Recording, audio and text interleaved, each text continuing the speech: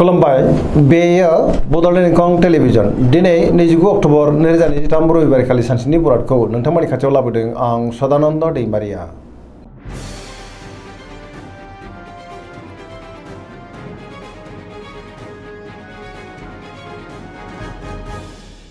सिगां फरायनो लादों मेष राशि गिबि हांखो अ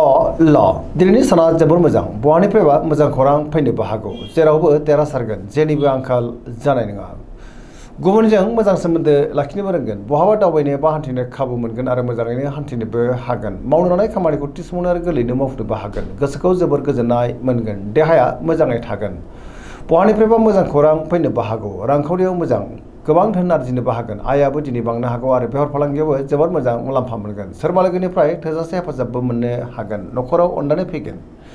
गुबुननि गोसोखौ गोरलैनो बोनोबो हागोन गोसोनि बोलोआ बांगोन समाजाव बयजोंबो मान होजागोन लाइमोनफ्रा जोबोर खुसि जागोन गावबा गावनि गोसोनि साननायखौ फोरमायलायनोबो हागोन पजिटिभ एनार्जिनि गोहोम गोग्लैनोबो हागौ धोरोमारि बिथिङावबो दिनै गोसो दुंखांगोन।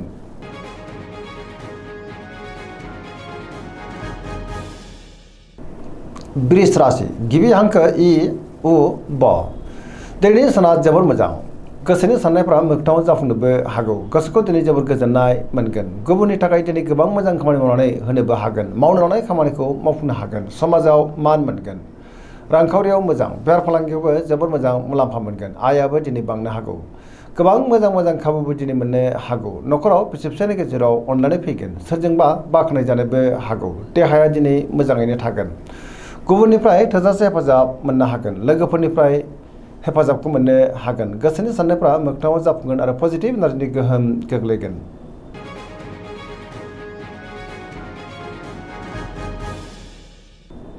मिथुन राशि गिबि हांखो क स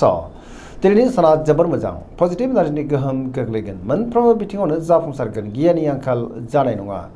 गोसोनि साननायफ्रा मोगथाङाव जाफुंनोबो हागौ गोबां मोजां खाबु मोनगोन बहाबा थांनो एबा दावबायनो खाबु मोननोबो हागौ देहाया दिनै मोजाङैनो थागोन रांखावरियाव मोजां बेफार फालांगियावबो जोबोर मोजां मुलाम्फा मोनगोन न'खरावबो अननानै फैगोन समाजाव मान मोनगोन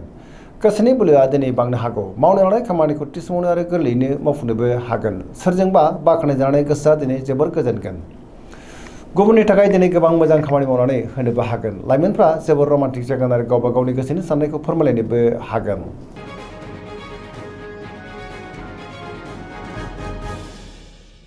कर्कट राशि गिबि हांखो द ह दिनैनि साना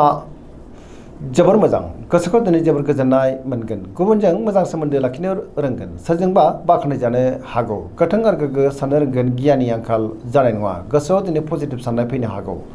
मावनो लानाय खामानिखौ थि समावनो आरो गोरलैयैनो मावफुंनोबो हागोन रांखावरियाव मोजां बेफार फालांगियावबो मोजां होनजायो आयाबो दिनै बांनो हागौ गोबां मोजां खाबुबो दिनै मोननो हागौ।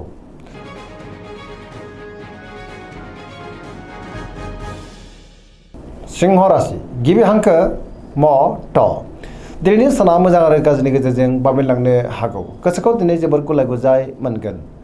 गुबुननि थाखाय नाङा फाङा जेंनायाव गोग्लैनांनोबो हागौ सुथुरनि गाज्रि नोजोर थानोबो हागौ सांग्रां जानाया गाहाम गोसोआव दिनै नेगेटिभ साननाय फैगोन मावनो लानाय खामानिखौ मावफुंनो हायोब्लाबो माबा नङा माबा मोनसे गोरोन्थिबो जालांनो हागौ सोरबा लोगोनिफ्राय हेफाजाब लानांनोबो हागौ रांखावरियाव मोजां अब्लाबो नाथाय खरसाया बांगोन बेफार फालांगियावबो मोजां होनजायो गोसोनि साननायखौ दिनै गुबुननो फोरमायनो गोब्राब जागोन सोरबा लोगोनिफ्राय हरखाबै गाज्रि खौरांबो फैनो हागौ गुबुननि थाखाय दिनै नाङा फाङा जेंनायाव गोग्लैनांनो हागौ सांग्रां जानाया गाहाम आरो नेगेटिभ एनार्जिनि गोहोम गोग्लैनोबो हागौ।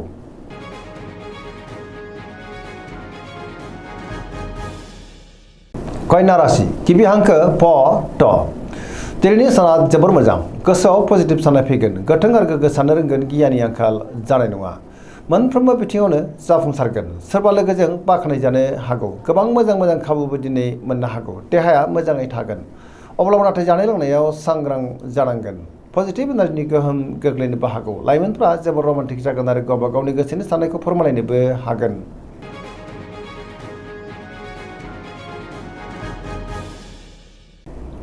तुला राशि गिबि हांखो र ट दिनैनि साना जोबोर मोजां गोबां मोजां खाबुबो दिनै मोननो हागौ गोसोनि साननायफ्रा मोगथाङाव जाफुंगोन गोसोनि बोलोआ बांगोन सिगांनि बबेबा आद्रा खामानिया मावफुंजानानै गोसोआव दिनै रंजानाय लाबोगोन मावनो लानाय खामानिखौ थि समावनो आरो गोरलैयैनो मावफुंनोबो हागोन देहाया मोजाङैनो थागोन अब्लाबो नाथाय जानाय लोंनायाव सांग्रां जायोब्ला गाहाम नखराव बिसि फिसायनि गेजेराव अनलायनाय फैगोन बिदा फंबायजों मोजां सोमोन्दो थागोन गोदान थांखि लानो रोंगोन सेंग्रा सिख्लाफ्रा दिनै जोबोर खुसि जागोन आरो गावबा गावनि गोसोनि साननायखौ फोरमायलायनोबो हागोन पजिटिभ एनार्जिनि गोहोम गोग्लैगोन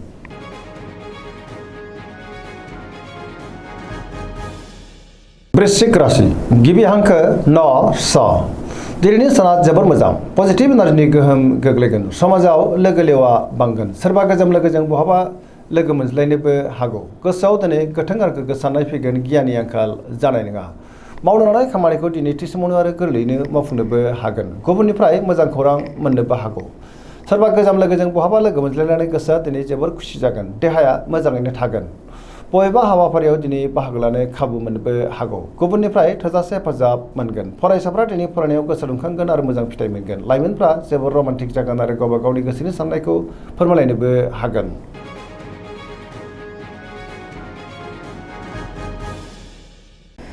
धनु राशि गिबि हांखो ध फ भ दिनैनि साना मोजां आरो गाज्रिनि गेजेरजों बाबेलांनो हागौ गोसोआव गोनो गोथो साननाय फैनोबो हागौ गुबुननि थाखाय नाङा फाङा जेंनायाव गोग्लैनांनोबो हागौ गोसोनि साननायफ्रा देबार नांगोन रांखावरियाव बारा मोजां नङा नाङा फाङा खरसाया बांनो हागौ बेफार फालांगियावबो बारा मोजां नङा होनजायो देहाया मोजाङै थागोन अब्लाबो नाथाय जानाय लोंनायाव सांग्रां जानांगोन नखराव अननानै फैगोन बिदा फंबायनिफ्राय हेफाजाबखौ मोननो हागौ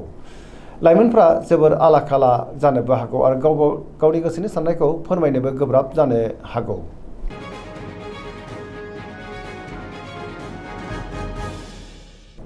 मकर राशि गिबि हांखो ख ज दिनैनि साना जोबोर मोजां गोसोनि साननायफ्रा मोगथाङाव जाफुंनोबो हागौ गुबुननि थाखाय दिनै गोबां मोजां खामानि मावनानै होनोबो हागोन मावनो लानाय खामानिखौ थि समावनो आरो गोरलैयैनो मावफुंनो हागोन रांखावरियाव मोजां बेफार फालांगियावबो मोजां होनजायो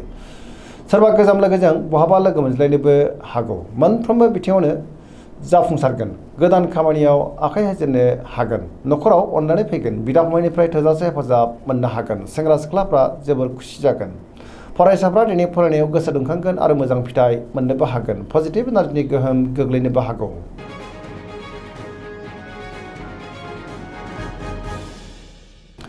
कुम्भ राशि गिबि हांखो ग स दिनैनि साना मोजां आरो गाज्रिनि गेजेरजों बाबेलांनो हागौ गोसोखौ दिनै जोबोर गुलुं गुजुं मोनगोन गुबुननि थाखाय जिंगायाव गोग्लैनांनो हागौ खैफोदावबो गोग्लैनो हागौ मोनफ्रोमबो बिथिङावनो सांग्रां जानांगोन समाजाव मान मोननो हागोन गोबां मुंदांखा सुबुंजों दिनै लोगो मोनज्लायनोबो हागौ रांखावरियाव मोजां अब्लाबो नाथाय खरसायाबो बांनो हागौ बेफार फालांगियाव मोजां होनजायो धोरोमारि बिथिङावबो गोसो दुंखांनो हागौ सोरजोंबा एना एनि जानोबो हागौ सांग्रां जानाया गाहाम नेगेटिभ एनार्जिनि गोहोम गोग्लैगोन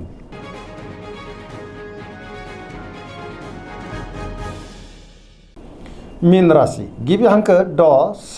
दिनैनि साना जोबोर मोजां गुबुननि थाखाय दिनै गोबां मोजां खामानि मावनानै होनोबो हागोन गोसोआव पजिटिभ साननाय फैगोन गोथों आरो गोग्गो साननो रोंगोन बबेबा हाबाफारियाव बाहागो लानो खाबुबो मोननो हागौ